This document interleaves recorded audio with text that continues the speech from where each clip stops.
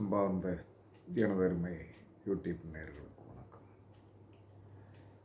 இதுவும் ஒரு முக்கியமான பதிவு தான். 27 நட்சத்திரங்களின் ஜீவசமாதிகள் அப்படின்னு ஜீவசமாதிக்கு பயங்கரமான வைப்ரேஷன் உண்டு. அந்த அனுகிரகத்தை ஜீவசமாதியோடைய அனுகிரகத்தை பெறுவதற்கு நம்மளுடைய ஜாதகத்தில் என்ன சொன்னான்னா குரு லக்கணத்திற்கு கோணம் ஏறணும். 1 5 9 இருக்கணும். இல்லைன்னா சந்திரனுக்கு 1 5 9 இருக்கணும். இல்லைன்னா சூரியனுக்கு 1 5 9. அப்போ விதி மதி கெதி இந்த 3க்கு 1 5 9 குரு இருந்தால் எந்த ஒரு மனிதன் எந்த ஜீவசமாதிக்கு சென்று நின்றாலும் அவன் பெரிய வெற்றியை பெறும். இது ஜோதிட சாஸ்திரத்தில் சொல்லப்பட்டுள்ள பெரிய ரகசியம். ஜீவசமாதிகளுக்கு பெரும் மரியாதை இன்னைக்கும் உண்டு. சும்மா ஒருத்தர் ஜீவசமாதி அடைஞ்சு ஏதாவது அடைஞ்சு அதெல்லாம் விருத்தி ஆகாது. அவங்களுக்கு தெரியும் நம்ம அந்த இறை கடாட்சத்தை பெற்று அந்த அளவுக்கு அவங்க போகிறதுக்கு அவர்களுக்கு அந்த தகுதி இருந்தால்தான் அவர்களே ஜீவசமாதி அடைய முடியும். இல்லைன்னா டெஃபினட்டாக முடியாது. அப்போ இந்த 27 நட்சத்திரங்களுக்கும் உண்டான ஜீவசமாதிகள் இருக்குது. இந்த 27 நட்சத்திரங்களுக்கு உண்டான ஜீவசமாதிகளை வாழ்நாளில் வருடம் ஒரு முறை நாளும் நம்மளுடைய நட்சத்திரங்களில் அந்த பிறந்த சித்தர்களுடைய சமாதிகள் எங்கே இருக்கிறதோ அங்கே சென்று நாம் வழிபாடு செய்ய வேண்டும். அந்த மாதிரி வழிபாடு செய்யும் போது தான் நம்மளுடைய கர்மாக்களை நீங்கள் இலகுவாக எடுக்கணும்னா எத்தனையோ கோயில்களுக்கு போயிருப்பீங்க, எல்லா இடத்துக்கும் போயிருப்பீங்க. ஜீவசமாதிக்கு ஒரு மனிதன் போய் வந்தான் என்று சொன்னார், அவனுக்கு அந்த போகிறதுக்குண்டான அனுகிரகம் கிடைக்க வேண்டும் என்று சொன்னால் லக்கணத்திற்கு சந்திரனுக்கு சூரியனுக்கு 1 5 9 குரு இருந்தால் இவர்கள் சித்தர் வழிபாடுக்கு 100% தகுதியானவர். நீங்கள் போனீங்கன்னா அவங்களுக்கு ஒரு பெரிய மரியாதை கண்டிப்பாக கொடுக்கும். அந்த ஆன்மா அந்த ஆன்மா ஏதோ ஒரு ரூபத்தில் அங்கே இருக்கிற மனுஷனை தூண்டி விட்டு என்ன செய்யணும், உங்களுக்கு செய்ய வேண்டிய அத்தனை விதமான வரவேற்பு ஆகுதி எல்லாமே கிடைக்கும். இதை நான் அனுபவிச்சு தான் சொல்கிறேன். என்ன காரணம்னா, எனக்கு ஜீவசமாதி வழிபாடு பண்ணிய அனுபவம் உண்டு. 16 ஆண்டுகளாக நான் ஜீவசமாதி வழிபாடு வேண்டும். எனக்கு சூரியனுக்கு லக்கணத்திற்கு 9 குரு, சூரியனுக்கு 9 குரு, சந்திரனுக்கு 5 குரு. இந்த அனுக்கிரகம் இருக்கிற காரணத்தினால 2009 சித்திரை மாதம் ஒரு பூச நட்சத்திரத்தன்னைக்கு சமாதி பூச நட்சத்திரத்தால் அடக்கமான ஒரு சித்திரை சமாதிக்கு போனேன். அதிலிருந்து இன்று வரை எனக்கு ஞானம், அறிவு, கல்வி எல்லாமே வந்துச்சு. அப்போ நான் இன்னமும் போயிட்டு வந்துட்டுருக்கேன். அழகான அங்கே ஒரு மரியாதை இருக்கும். எல்லா இடத்துல அந்த மரியாதை எங்கேருந்து வந்ததுன்னா அந்த குரு லக்கணத்திற்கு 1 5 9, சூரியனுக்கு 1 5 9, சந்திரனுக்கு 1 5 9 அந்த அனுகிரகம் யார் வேணாலும் சின்ன பிள்ளை கூட கிடைக்கும். இதெல்லாம் தெரிஞ்சு வச்சுக்கணும். அப்போ ஜீவசமாதி வழிபாடு பண்ணுவதற்கு தகுதியானவர்கள் என்று சில பேர் போயிட்டு என்ன சொல்கிறாங்க, வருவான் வேக வேகமாக இந்த சமாதிக்கு நம்ம 100% சக்ஸஸ் ஆகிடலான்னு வருவான். வந்துட்டு என்ன சொல்கிறாங்க, அதாவது அந்த அனுகிரகம் இருந்தால் கிடைச்சிடும். அந்த அனுகிரகம் இல்லைன்னா என்ன சொன்னோன்னா மனதில் ஒரு திருப்தி கிடைக்கும், ஒரு சாந்தம் கிடைக்கும், ஒரு கண்டிப்பாக ஒரு நல்வழி கிடைக்கும். நீங்கள் எதிர்பார்த்த வெற்றி அடைய வேண்டுமென்றால் நான் சொன்ன 3 வழிகளில் குரு கோணம் ஏறணும். ஏறினால் அவர்கள் சக்ஸஸான ஒரு அமைப்பு உடையவர்கள் தான். அந்த வழியில் இன்றைக்கு என்ன சொன்னான்னா 27 நட்சத்திரத்திற்கும் என்ன சொன்னான்னா ஜீவசமாதிகள் நான் சொல்கிறேன். அதை வந்து உங்களுடைய நட்சத்திரங்கள் வருகின்ற அன்று, உங்களுடைய நட்சத்திரங்கள் வருகின்ற அன்று நீங்கள் அந்த சமாதிகளுக்கு சென்று வந்தீர்கள் என்று சொன்னால் உங்களுக்கு அந்த கடாட்சம் வந்து கிடைக்கும். அதில் வந்து முதல்ல வந்து என்ன சொன்னோன்னா, அசுபதி நட்சத்திரத்திற்கு காலங்கிநாதர், கஞ்சமலை, திருக்கடையூர். காலங்கிநாதருடைய அந்த சமாதி திருக்கடையூரில் இருக்குது. காலங்கிநாதருடைய சமாதி வந்து கஞ்சமலை, திருக்கடையூர், இந்த 2 இடத்துலையும் இருக்குது. பரணி நட்சத்திரத்திற்கு போகர், பழனியில் இருக்குது. கார்த்திகை நட்சத்திரத்துக்கு வந்து ரோம ரிஷி அப்படின்னு சொல்லி ஒரு சித்தர், அவர் காற்றோடு கலந்து விட்டதாக ஐதீகம் சொல்லுகிறது. கார்த்திகை நட்சத்திரத்தில் போய் பிறந்தவர்கள் ஒரு சிறிய விளக்கேற்றி அந்த ரோம ரிஷியை நினைத்தாலே, அந்த கார்த்திகை நட்சத்திரம் வருகின்றது, அந்த ரிஷியை நினைத்தாலே உங்களுக்கு அந்த அருட்கடாட்சம் வந்து கண்டிப்பாக கிடைக்கும். அதற்கடுத்து ரோகிணி நட்சத்திரத்தில் பிறந்தவர்கள் மச்சமுனி சித்தரை வழிபாடு பண்ணணும், திருப்பரங்குன்றத்தில் இருக்கு. மிருகசீரிட நட்சத்திரத்தில் போய் பிறந்தவர்கள் பாம்பாட்டி சித்தர், சங்கரங்கோவில். அதற்கடுத்து சட்டமுனி ஸ்ரீரங்கத்துக்கும் நீங்கள் போகலாம். அதற்கடுத்து திருவாதிரை நட்சத்திரத்திற்கு இடைக்காடார், திருவண்ணாமலைக்கு நீங்கள் போய் வருவது சிறப்பு. புனர்பூச நட்சத்திரத்திற்கு தன்வந்திரி வைத்தீஸ்வரன் கோயிலுக்கு நீங்கள் போய் வருவது நல்லது, அங்கே அந்த சமாதி இருக்கிறது. பூச நட்சத்திரத்திற்கு கமலமுனி திருவாரூர். அதற்கடுத்த ஆயிலிய நட்சத்திரத்திற்கு அகத்தியர், குற்றாலம், பொதிகமலை. மக நட்சத்திரத்திற்கு சிவாக்கியார், கும்பகோணம். பூர நட்சத்திரத்துக்கு ராமதேவர், அழகர் மலை. உத்தர நட்சத்திரத்துக்கு காகாபு சுண்டர், உறையூர், திருச்சி.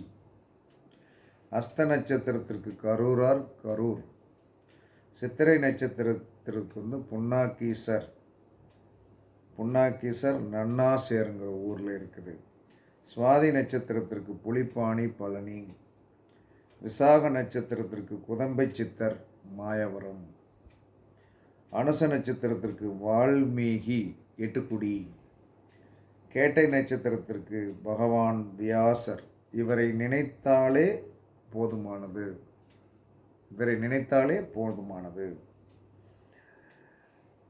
அதற்கடுத்து வந்து என்ன சொன்னேன்னா வந்து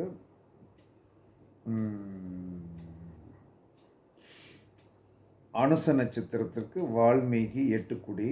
கேட்டை நட்சத்திரத்திற்கு வந்து பகவான் வியாசர், நினைத்தாலே போதுமானது. மூல நட்சத்திரத்திற்கு வந்து பதஞ்சலி சித்தர், ராமேஸ்வரம். பூராட நட்சத்திரத்துக்கு ராமதேவர், அழகர் மலை. உத்திராட நட்சத்திரத்திற்கு வந்து சித்தபிரான்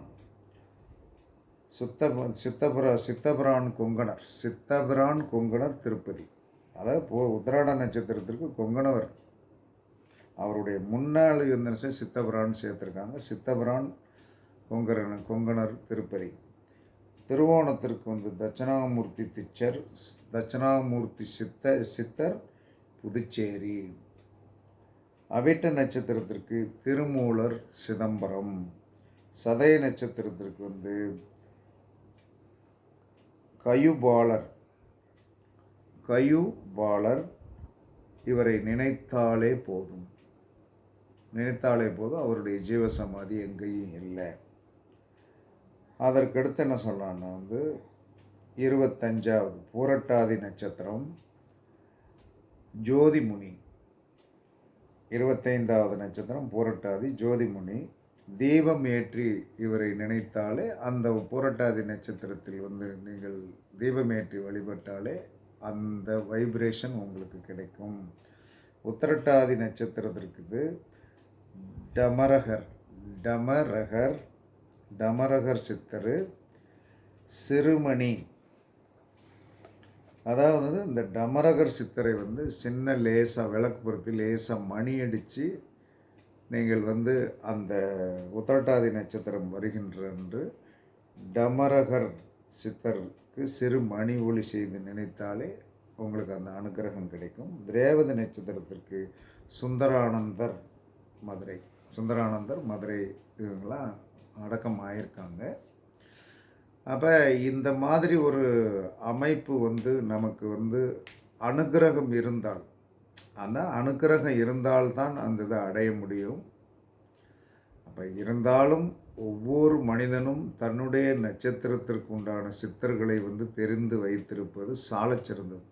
அப்படி சித்தர்களை தெரிந்து வைத்திருக்கிறதன் மூலமாக என்ன நடக்கும் என்று சொன்னால், தீர்க்க முடியாத கர்மாக்களை தீர்க்கக்கூடிய சக்தி சித்தர்களுக்கு உண்டு. கடவுளை விட கடவுளுடைய அனுகிரகம் பெற்று தான் அவர்கள் சித்தர்கள் ஆனார்கள் என்று சொன்னாலும்,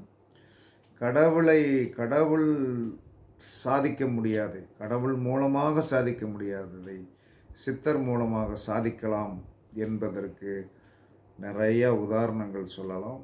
உங்களுடைய ஜாதகத்தில் லக்கணத்திற்கு 159 குரு இருந்தாலோ, சந்திரனுக்கு 159 குரு இருந்தாலோ, சூரியனுக்கு 159 குரு இருந்தாலோ, இவர்கள் சித்தர் வழிபாட்டால் பெரிய யோகத்தை அடைவார்கள் என்று சாஸ்திரம் சொல்லுகிறது.